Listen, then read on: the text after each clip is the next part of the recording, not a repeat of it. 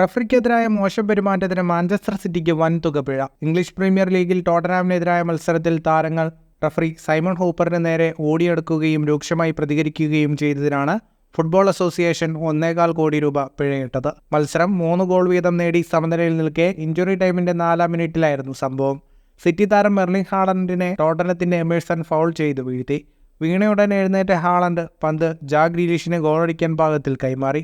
Goalie മാത്രം മുന്നിൽ നിൽക്കെ ഗ്രീലിഷിന് ഗോളടിക്കാൻ സുവർണ അവസരമായിരുന്നു. എന്നാൽ ഈ സമയത്താണ് റഫറിയുടെ വിസിൽ മുഴങ്ങുന്നത്. അവസാന നിമിഷം വിജയ ഗോൾ നേടാനുള്ള അവസരം റഫറി നിഷേധിച്ചതോടെ സിറ്റി താരങ്ങൾ പ്രകോപിതരായി. ഹാളണ്ട് അടക്കമുള്ള താരങ്ങൾ ഓടിയെത്തി റഫറിയോട് കയർത്തു. മത്സരം അവസാനിച്ച ശേഷവും താരങ്ങളുടെ രോക്ഷമടങ്ങിയിരുന്നില്ല. റഫറിക്കെതിരെ സമൂഹമാധ്യമമായ എക്സിൽ ഹാളണ്ടിൻ്റെ പോസ്റ്റും ഏറെ ചർച്ചയായിരുന്നു. ഫുട്ബോൾ ലോകത്തെ കൂടുതൽ വാർത്തകൾക്കും വിശേഷങ്ങൾക്കുമായി സ്പോർട്സ് കഫേ ഇപ്പോൾ തന്നെ സബ്സ്ക്രൈബ് ചെയ്യുക.